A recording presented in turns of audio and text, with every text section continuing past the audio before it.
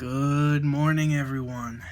It is Tuesday, July 26, 2021, and it's actually a sad anniversary today for those of you that don't know. This is the 1-year anniversary of Kobe Bean Bryant's death, the Black Mamba. It was on this day last year that he was in that tragic helicopter accident. It goes without saying he was a legend, obviously, in his sport, but just as a human in general, and he was the embodiment of hard work, and everyone talks about his Mamba mentality, and he was just on a different level, a different breed. So that brings me to my topic for today's episode: time travel. If we could go back to any point in time, or even any point forward, would we do it? And for me, the answer is normally no, for me, actually, because there's a lot that we don't understand about time travel, and obviously if it's even possible or if it isn't possible, and there's all these not conundrums, paradoxes. They always have the grandfather paradox and all of these different time paradoxes that we'll obviously really jump into later on in the show. But why my answer is yes, it should be obvious the way I started the show. My answer is yes now because if I could prevent the tragedy from happening, from taking Kobe Bryant's life, I would do it. I would do my best to do it.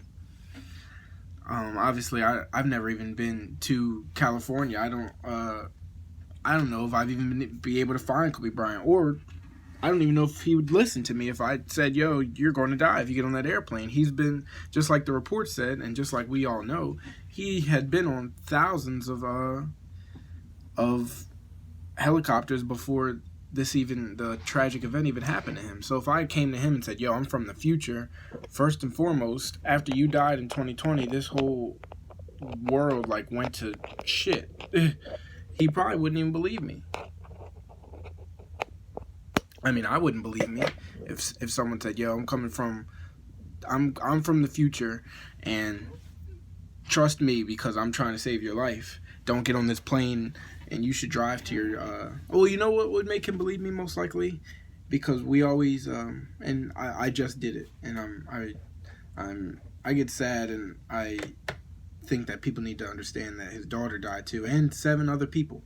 So I said it's his death anniversary, but it's also his daughter's, her teammates, their parents.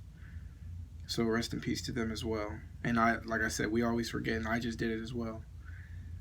So I say that to say maybe that is what would save him and their lives. If I said, "Yo, it's not just you. Your daughter dies, her teammates, their parents. Just trust me. What's the most you could lose? You could lose your life is the most you could lose. But by not getting on the helicopter, you might save yourself and save them." But then there comes into this question, today's going to be all about these thought-provoking questions revolving death, revolving time, revolving all of it. Because then there comes the next question: is there a specific time to die? Is there some form of predestination? If I take Kobe Bryant off that helicopter, do they get in a car or a bus and get into a crash? I was going to say a car crash, but if they're on a bus, it's not the same as a car crash. But you get what I'm trying to say. Is it the same as do they die anyway? That question gets raised as well. So, I dropped the phone. Sorry, you guys, I dropped my phone.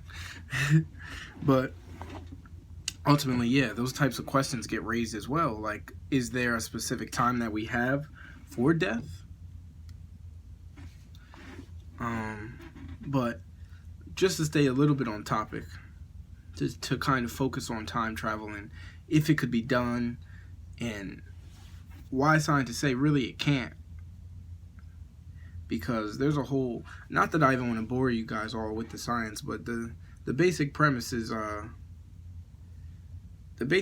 honestly is black holes. Like, if you can travel through a black hole, maybe time travel is possible. They say that you can't go forward because you have to have a point to start from, so you can't go forward. And the most you can go backwards is, they say that the most you can go back, if time travel was even possible or real, is if that the time and day that you created the time machine is the furthest that you could go back. One of my other friends, he's been on the show a couple times, Preston. I told him I was going to be doing time travel, and he said, "You already know how I feel about time travel. If it's possible, then it's already been done." And he said, because time is obviously fluid. If time travel gets invented 1,000 years from now, then technically it's already been done, or at any point. But that's just assuming that they can go back. And I think that's where the real questions lie. We see movies like Back to the Future, the Time Traveler, its own movie, and most of the premises are always on going back. Sometimes going forward, but mostly on going backwards. And it's always to prevent something from happening. Like with Back to the Future, it was trying to prevent Doc's death. And like it's always something. So if I could go back, man, yeah, I definitely would. I feel like Kobe Bryant's death is the one that is the thing that sparked 2020 to just go wild. Maybe if I stop Kobe Bryant's death, there's no COVID. The world isn't shut down as we know. We're not going to be in a panoramic.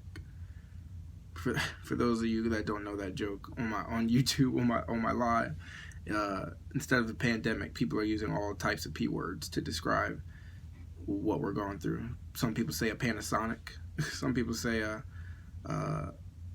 anything with P. It helps if it's PA, but anything with P. I heard someone say a patella before. So maybe Kobe Bryant is able to stop the Pangea if he doesn't die. Maybe he was the one that was holding the whole world together, because it really went off the rails after him.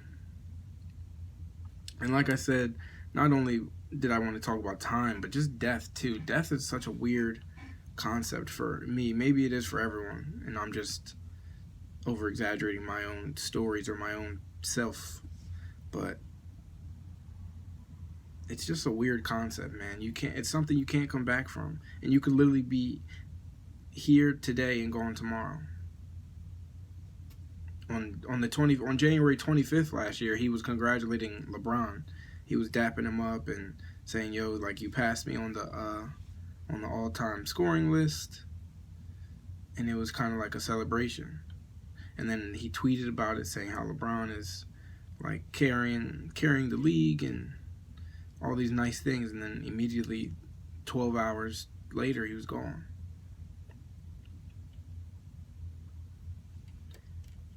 And we take for granted the things that are normal / regular for us, such as for you and I, or I don't know if millionaires will eventually watch this, but for the average Joe like myself, we don't ride helicopters to basketball games, but we drive to work, to basketball games, to see our friends, our family, and we just take it for granted, like, oh, I'll get there.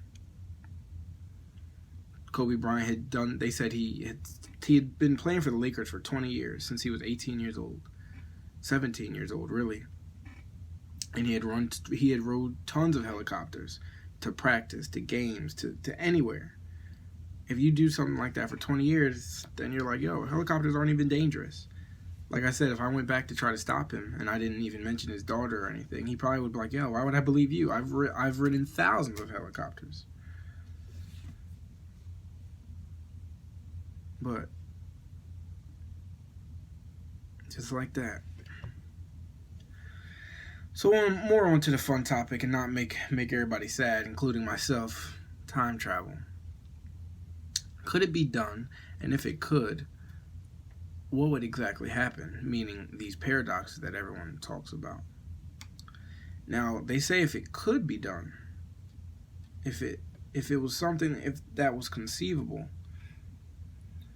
like I said earlier, they claim that you wouldn't be able to go back further than this said time machine. But let's ignore that. I'm going to ignore them saying that and talk about the means in which they say that it would be possible. They say that there's two ways to go back in time, and there's actually some examples and stuff that have happened in our real world, but it's not as dramatic as we think it is, but they are still real world examples. So the two ways, the one way they say is obviously black holes. They don't know what happens inside black holes. And the main premise, I'll start with the other reason, and then I'll go back to black holes. The main premise of traveling back in time, they think, they being scientists, is traveling at the speed of light. They say if you can travel faster than the speed of light, which nothing can, as we know right now, if you're able to do that, then you would be able to travel back in time. But more so, on top of that, they say that time is relative to the specific, not person, but the measurement of the time, or the taking place of time, and I'll explain what that means. It's relative to kind of your body, or the speed that you're going. So if you're stationary on Earth, and this is one of the examples that actually they tested and it did happen. If you're stationary on Earth and you're moving at, let's just call it a base of 1 speed, and then you send someone in a rocket around and they're going really, really, really fast at a base of 2 times, 3 times, 100 times, whatever times your speed, they will age more slowly. The person in the rocket going faster or closer to the speed of light will age slower than someone that's not moving that fast. And that's when they came up, or Albert Einstein is the one that came up with the theory of relativity, saying that everything is relative to your perspective, or to your measurement. There's a word he used that I cannot think of right now, but basically to your measurement. So one way that they quote unquote went back in time, or slowed down time, is they got these twin astronauts. There's these twin astronauts, obviously born same time, they're identical, and one stayed on the ground and one went and lived on the International Space Station for a year. And then when they came back, they did obviously all these measurements before they went up, and then they came and did the same measurements when they came back down. And the brother that went up into the space station and lived there for a year was like a couple days, quote unquote, younger than the brother, because he was moving so fast. It wasn't like years or anything like that, but it was a couple days. So they were able to prove the theory of relativity. Like, hey, I mean, since he was going so fast inside the space station, he kind of slowed down time.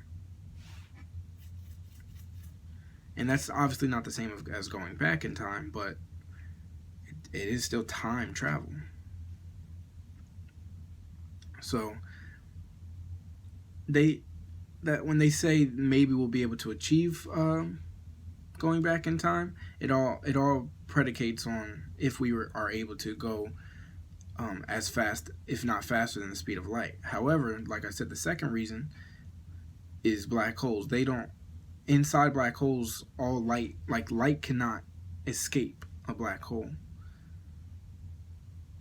Don't ask me why. That I'm ignorant to. I don't know why it can't escape, but they say that they don't understand what happens when you get inside a black hole. No camera, nothing has ever gone inside of one and come out. So they think that maybe black holes might be the answer to time travel. And there's also, before we jump into the paradoxes of what would happen with time travel, just to explain just a little bit more about how it theoretically could work. The explanation that they always give is, if you grab a piece of paper and you put 2 dots on it, one on one end and another one on the other, and you draw a line, and you'll see how long it takes to get there. And the line will, depending on how wide you make the paper, or the dots, it'll be longer or shorter, whatever. That's irrelevant. What you do then is fold the paper in half and put the dots like on top of each other and poke a hole through the paper. And that's how they say time travel will kind of work. If you were able to, they think that black holes fold in on themselves. So if you're able to go in one way and come out the other, then you might be able to go back in time. That's the basic theory without getting into all the math and everything. That's the basic concept of it. Like I said, it's kind of like folding it in on itself, if that makes any sense. If you do it with the piece of paper, I promise you'll really understand what I mean. So, getting into the paradoxes of what would even happen if we tried to do something like this. Obviously, I don't know if the people know the most famous one is the grandfather paradox, saying, imagine you go back in time, and I don't know if you have to kill your grandfather or what happens, but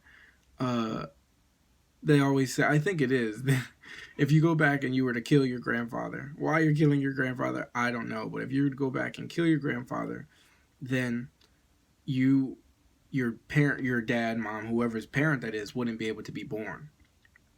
If they weren't able to be born, then you weren't able to be born, which means you're not even able to do this mission, like to be born, grow up, go back in time, and even be there killing your grandfather. And it's a paradox because just think about it. Just think about it. And it's kind of blowing my mind as I'm rethinking about it. If your grandfather had a life, had a wife, had your mom or dad, then they had a life, had you, then you grew up, hated him, and made a time machine and went back, and you kill him. None of that other stuff would be able to happen. So could it happen? Would you be stuck in that time? There's a whole bunch of questions that movies and scientists try to answer. Would you be stuck in that time? Or would you just disappear and fade away immediately because you technically weren't able to be born? So does that affect, let's say there was, just use a little bit of a time scale. If you were 20, I'm 23, about to be 24, so we can use 23 years old. If you were 23 years old and you went back, I don't know, 40 years, 45 years, and you went and killed your grandfather, you weren't even being thought about at that time. So if you go and kill him, are you now not born? And now, let's say you are still born in your time,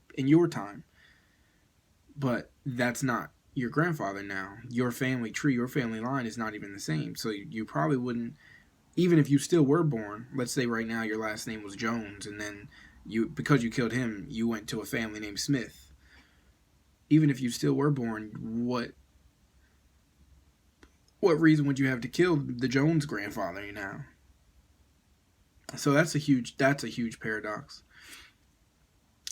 Some other ones are I think I already told you about the twin one and the aging one.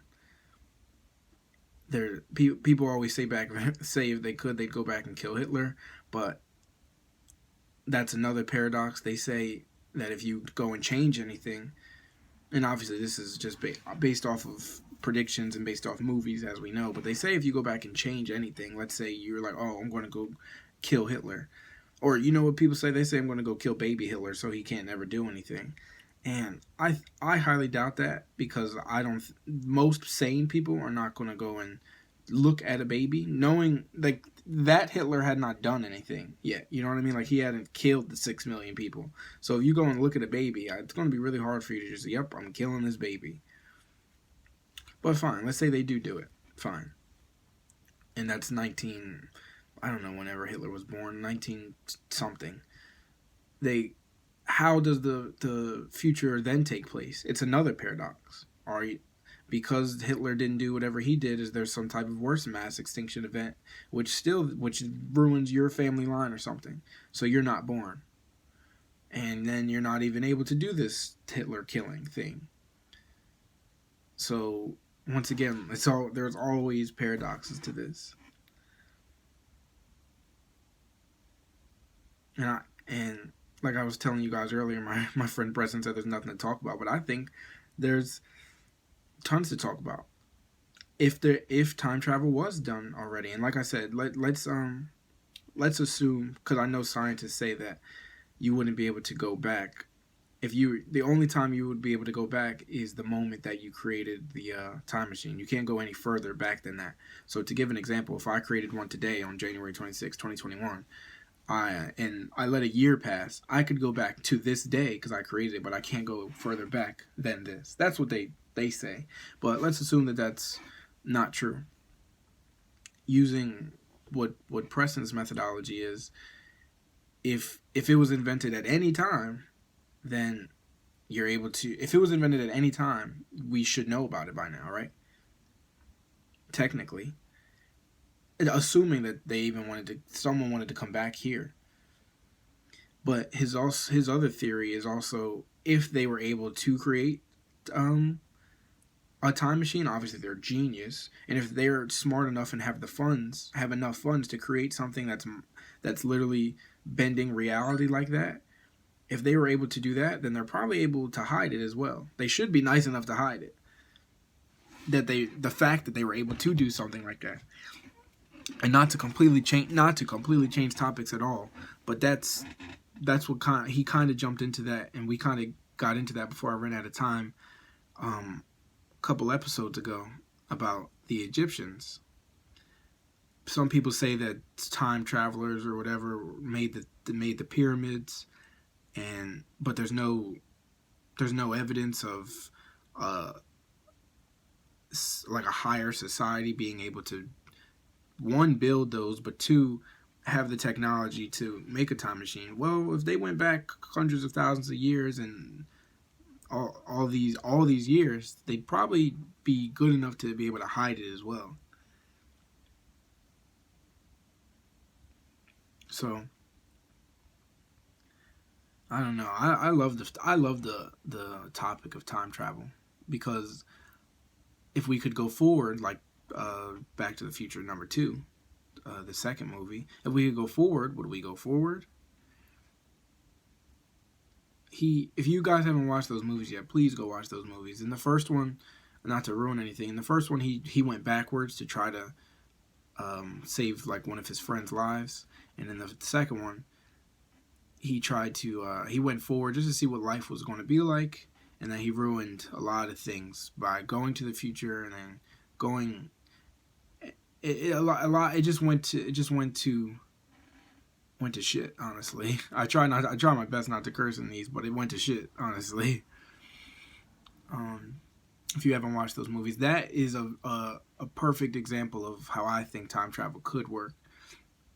And that movie was made, I believe, in the 80s, I think 85.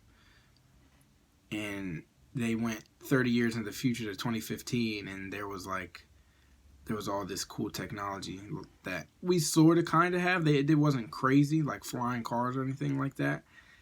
Like he had a hoverboard that was lifting off the ground, and he had these mag strip shoes that he could put on and they tied themselves, which Nike ended up making, actually. But I think it's cool when we think about the future and some of those things happen. If you want to go even a different scale, Orson Welles writing 1984, way back when. I think Orson Welles wrote that in the 40s, maybe even earlier than that. Or the way that Orson Welles looked at the future, and he said 1984 was going to be this big technological thing that we weren't even close to. And it makes me wonder, without all the technological innovations that we are achieving right now, what our future will be like in 30 years, 2051. Every time we predict the future, and I mean, we're in the most I guess so were they. Anytime anyone predicts the future, they're in the most technologically advanced stage of their life. I was going to say we are in the most technologically advanced era, but so were people that were in the 80s that predicted. People in the 80s predicted, oh, what will 2015 be like? If the same way we're going to predict what 2050 will be like, we'll probably still be wrong. The only difference is computing power and the strength of the technologies that we have now are stronger. It's been exponential. That's inarguable. That's a fact. So we are able to progress and advance faster than any other era or any other time that we know of. I'm still on the boat that we did this all before, probably hundreds of thousands of years ago, but that's another story. So as far as we know, we are at the time of the most advanced people. I wonder what's next for us. And if I could go forward, I definitely would try to take a look. What I would definitely do, though, I would probably cheat, man. I would probably, like, today's January 26, 2021, I'd probably go back a week or something, and or I would probably take yesterday's games, like yesterday's basketball games and football games and all types of sports, and just go bet on it. That's what I would probably do. I would take the results and be like, you know what? I'm going back and I'm going to win this money. That's what I'd probably do. But at the same time, if I was able to get a time machine, or if anyone made a time machine, it would cost so much they wouldn't have to probably go back and bet anything. Someone like Jeff Bezos or Elon Musk or Bill Gates would probably make a time machine. They don't need to go and bet on sports. They could own countries. Bill Gates could buy, like, New Zealand right now if he wanted to. Bezos, any of them could go buy Madagascar. I remember a couple years ago I was doing this, doing research on, I don't remember which country it was, but the country had so much debt that Bill Gates could have technically, like, bought them. If he just paid their debt, wouldn't he own them? It's kind of like a tax lien on a house. If someone hasn't paid their taxes on their house, it goes for a tax lien, and if you pay their taxes, you own their house. I wonder if it's the same for a country. And I wonder if another thing I would go back, not to keep making it about money, but I would probably go back and invest in Amazon as well. Go back to 94 when they went public and their stock was 92 cents. And for those of you that don't know, their stock is over $3,000 today. If you put like $100 in Amazon back then, you would have over $300,000 by now, maybe more than that. If you just put $100 in there 27 years ago, you would have 300,000 now. So obviously you can scale that however much you want. If you put in 1,000, you'd have 3 million, so on, so on, so on.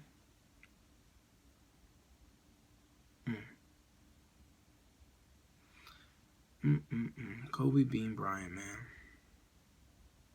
Kobe Bean Bryant. I can't believe some people say they wouldn't go back if they could. And the real question is, would I prefer to go back or go forward? I mean, I already lived backwards.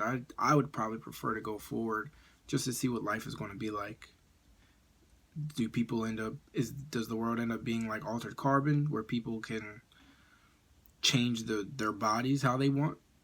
Is it going to be more like Futurama, where we have talking robots like Bender who are our friends?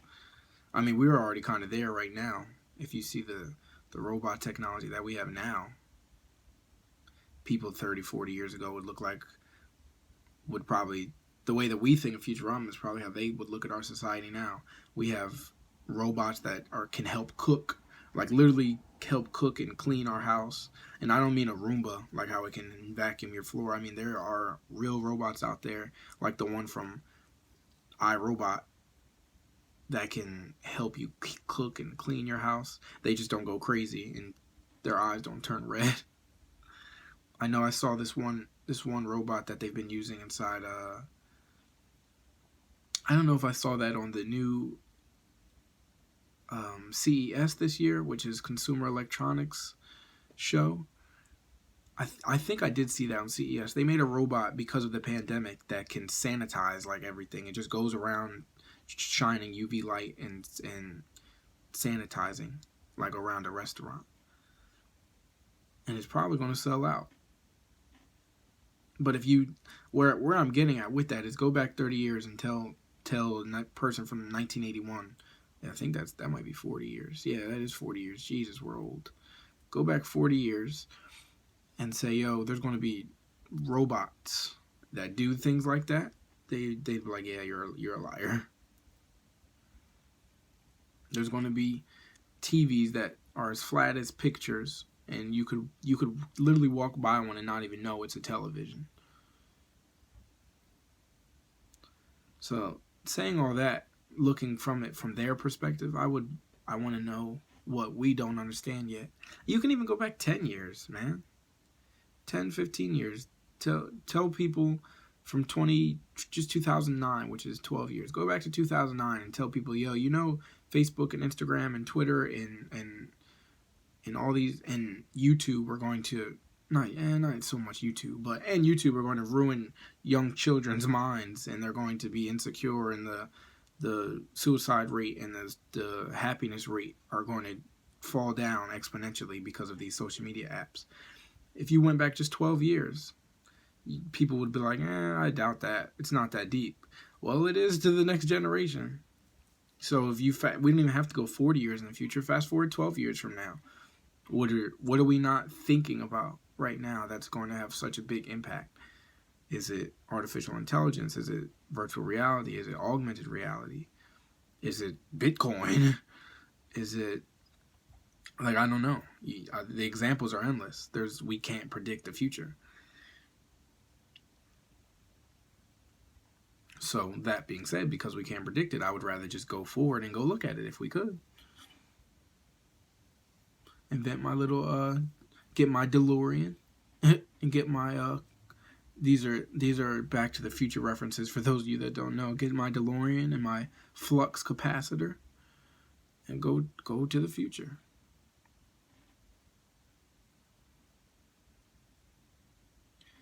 I think these are my hopes for the future. I think, or these are my predictions. Not even hopes, but these are my predictions. I think within, I don't really have a time frame, but they say technology advances every 7 to 10 years. So I'll do a 7 to 10 year like prediction of what I really, really, really think.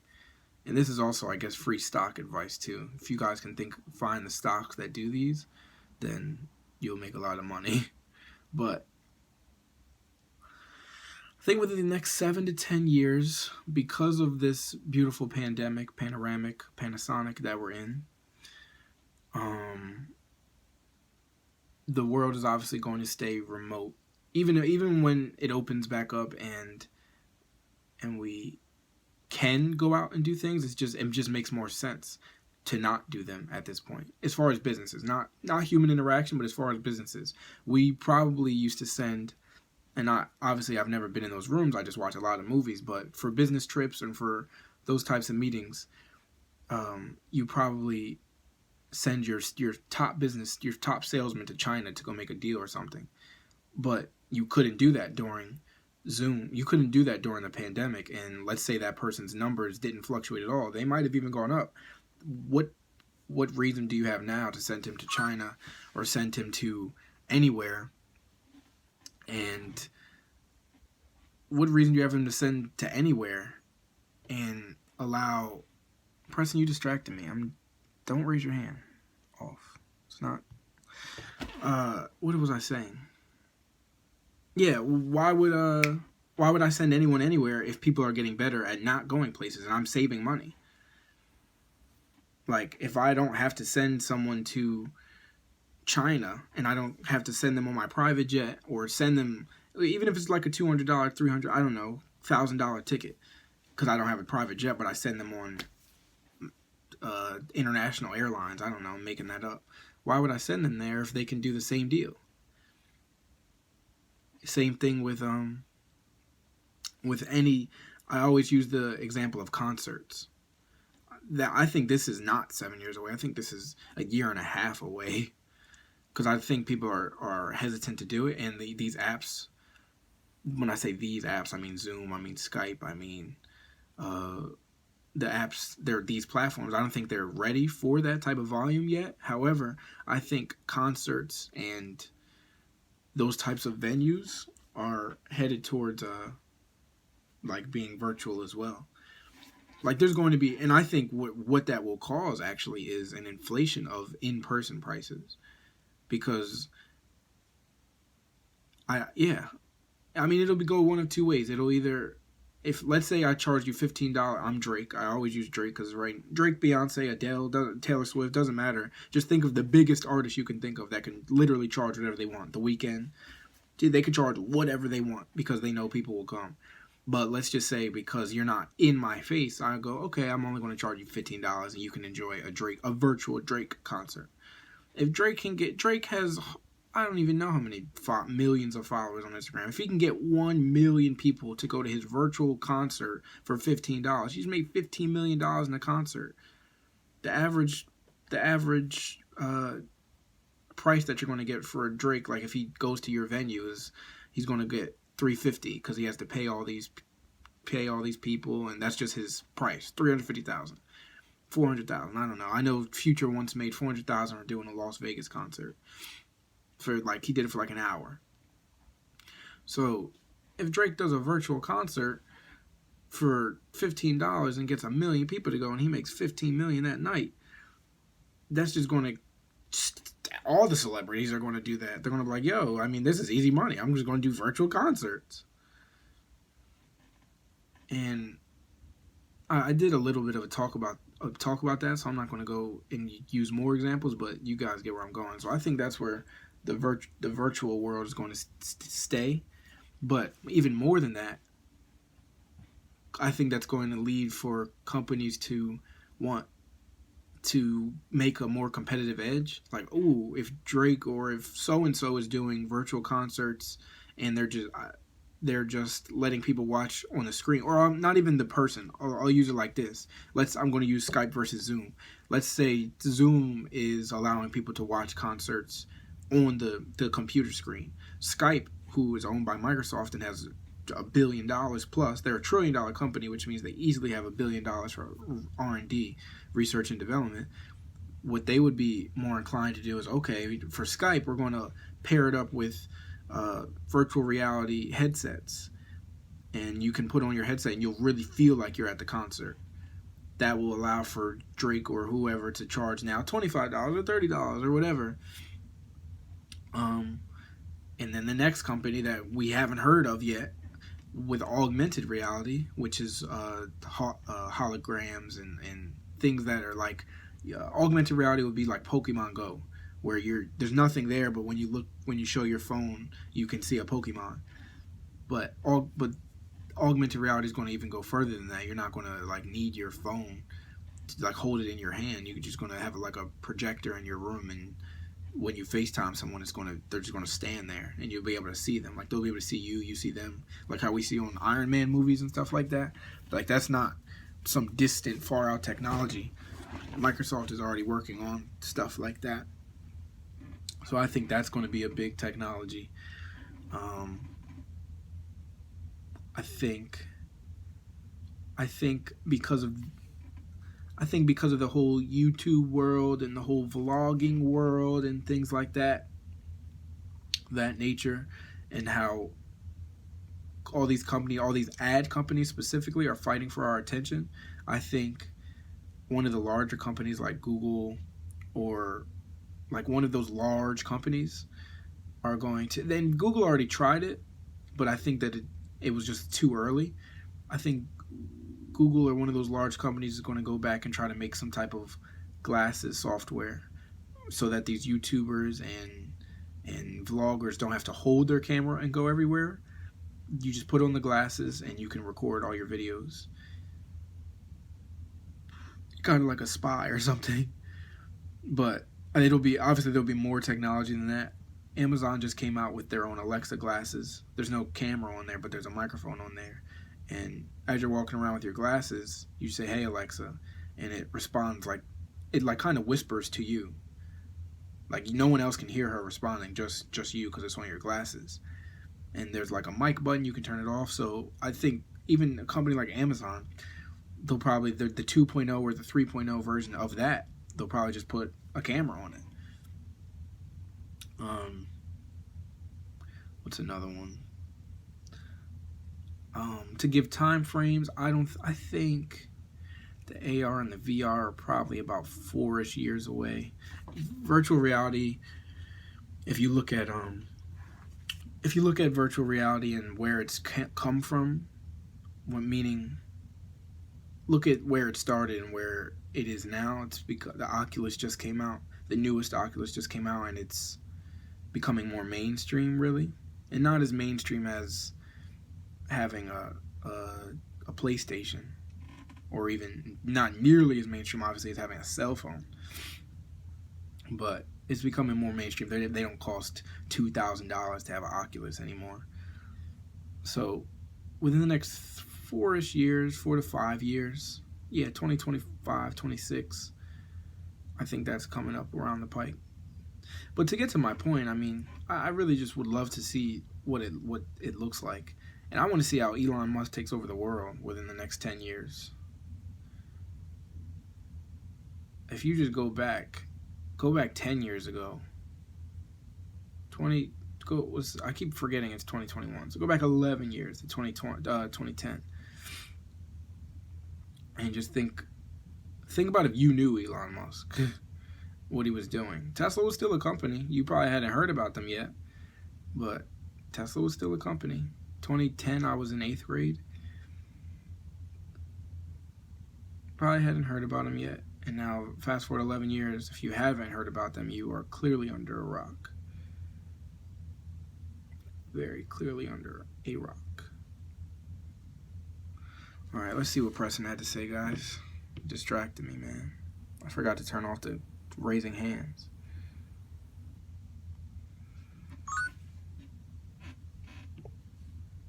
There's no questions until 8:15, bro. You know that.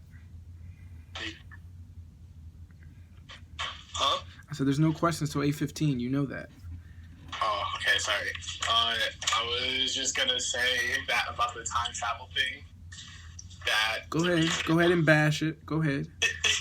The reason I think it's not actually possible or wouldn't make sense is because, let's say someone went back in time to alter the future, but they did something that would actually prevent them from having time travel in the future. That means it didn't happen at all. Yeah, we talked about that, the grandfather paradox. But then also in the same vein, the only way that you could change that is if the person that was time traveling was being observed by another time traveler who knew, what they were going to do. So... What, by 2 time travelers? Yeah, let's say if, there was another time traveler that was aware of the first time traveler time traveling. Oh, Jesus, that is a sentence. I know exactly what you mean, but that is a sentence. Imagine if there was a time traveler observing another time traveler time traveling. Yeah. Also, the thing you were talking about with VR. So that actually, because I can speak to that firsthand because a lot of my friends, like to go to raves and stuff.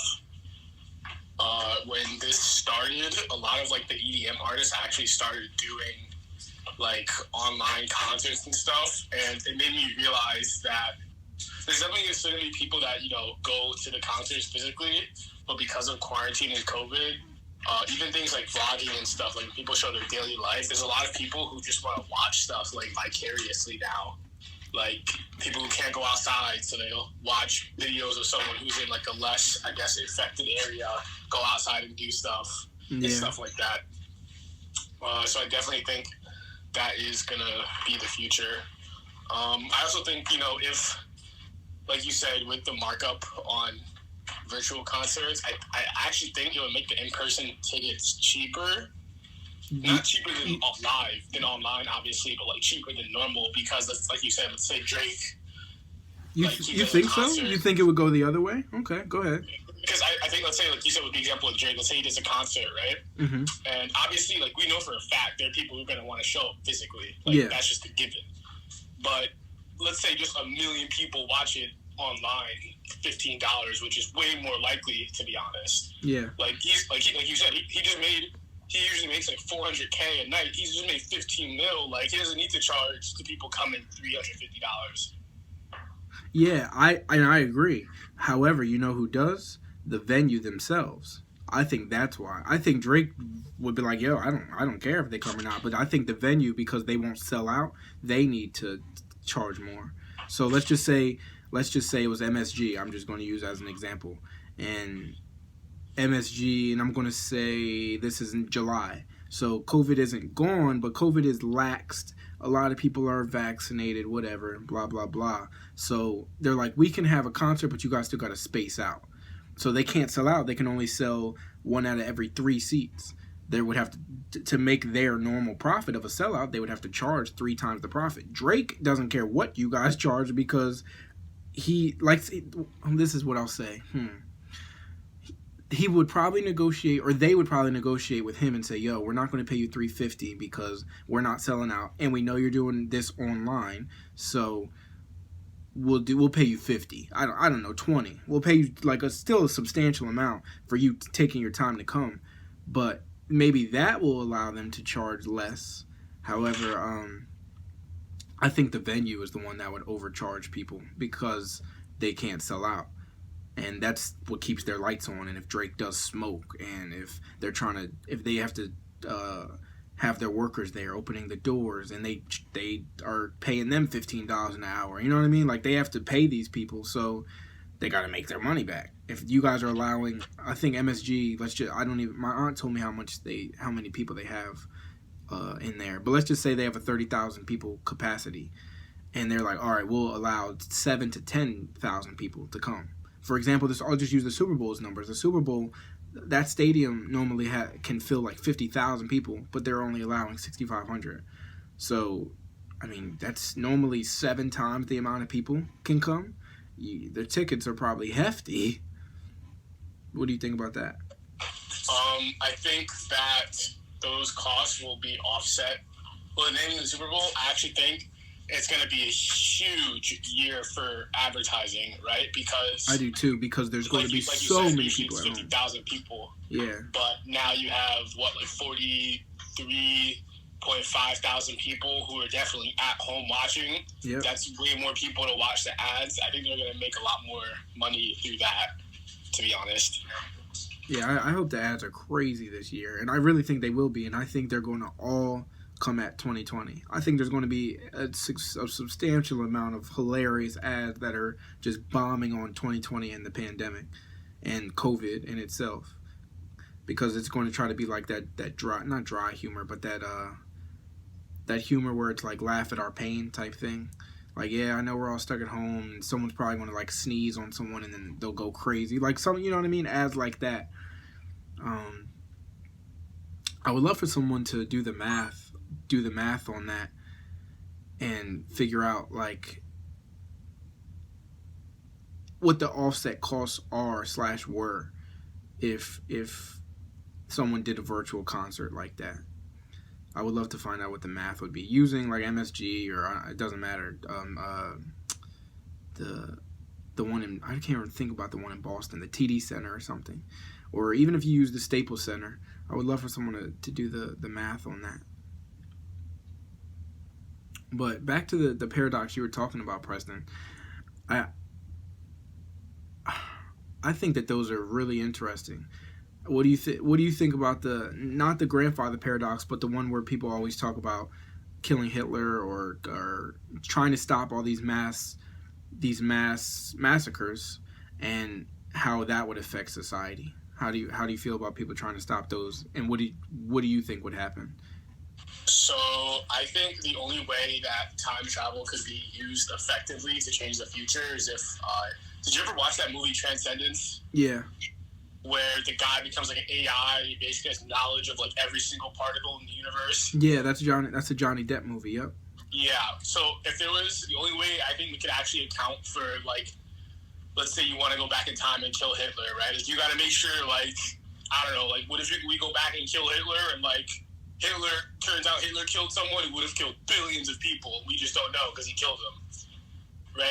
Like, the only way you would know that is if you had some type of machine or device that could account for every single particle in the universe and could, like, you know, run the numbers and be like, all right, like, if you kill Hitler, this is what's going to happen. I get it. I think in the same vein, and, like, again, like, we don't know, because it's just afterthought, right? But it's like, what if, like, killing Hitler does more harm than good in a way that we just couldn't possibly imagine? I definitely agree. And even more than that, like you said before, it kind of parallels to the grandfather paradox, because if you, I mean, I kind of used this example earlier. I don't even know if you were in the show yet, but if, obviously with the grandfather paradox, if you go and kill your grandfather, your parents couldn't be born, which means you couldn't be born, which means this never happened. What if it's the same thing with the Hitler thing? What if you, like you just said, what if you kill Hitler and then because he didn't die, fucking Billy Bob Joe, who he would have killed, ends up killing your family line, which means you were never born, which means this didn't happen anyway. Like, it wouldn't have been able to happen. Exactly. That's why I think this makes no sense. But that's why it's an awesome topic. All right, I'm about to kick you down, Preston. What's up, Dennis? This is the Duron Cole's Morning Show. You can introduce yourself if you want to. My name is Dennis. I'm an attorney. I'm just so elated to be on your show, Duron. I was sitting in the audience listening to my cousin talk about I came in on grandfathers and killing. That my cousin was not talking about my grandfather, who was already dead. That he's not talking about my grandfather. What's good, my boy? I'm happy to talk to you, and I hope everything is good. Enjoy your day, man. Thank you so much, Dennis. For those of you who don't know, that's my lawyer right there. I always tell y'all I'm strapped and I'm good. That is my lawyer right there. Preston, I brought you back up so you can say hi to your cousin. Oh, what's up, cousin? Just to give you a quick intro, we were talking about the grandfather paradox, which is like, let's say you go hypothetically. It's a time travel theory, like paradox. Yeah. So, like, obviously there would be no reason for you to do this. But let's say you went back in time and you killed your own grandfather. That would mean you wouldn't exist in the future, which means you wouldn't have even been able to go back in time and kill him. So the whole thing just did not happen. That's basically the idea behind it. It's a paradox that I haven't begun to pontificate about, but listening to you, brothers, is very enlightening. So thank you. No problem. Thank you, man. We appreciate y'all stopping by. I'm gonna put y'all down there and I'm gonna see if I have any more questions. I appreciate y'all both, though. Those are my brothers right there. And we got any other questions for the audience that I can answer? It doesn't have to be exactly on time travel. It could be on the technologies that I was talking about, or anything out there.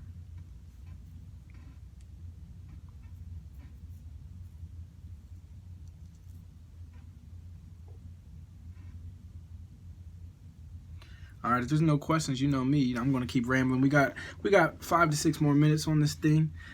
But to finish off what I was saying before, as far as just to lean a little bit off of the time travel and talk about, well, it's not exactly not time travel, because time travel doesn't have to always be about going into the past.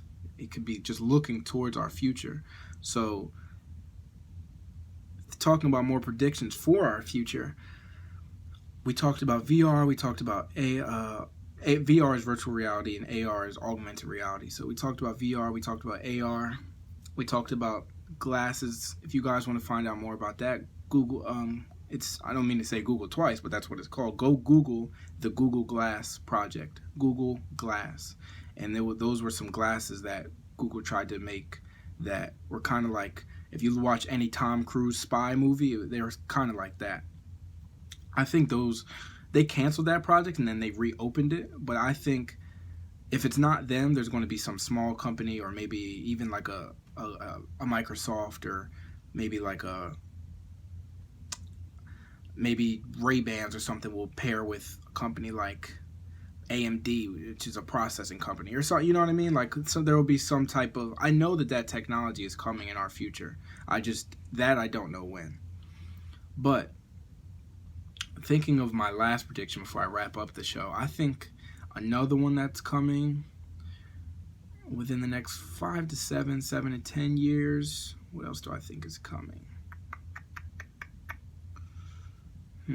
I think this is on a smaller scale, but I think games being, and it's already happening now, so I don't want to sound like I'm out of the loop, but I think games being played on all platforms, and I mean all. I mean you being your phone, being you're playing against PC, playing against, and I mean all platforms. I think that is coming on a wider scale than we know. It's happening now to some games, like Call of Duty allows that, Fortnite allows that, but I think within the next 2 years that'll be the standard.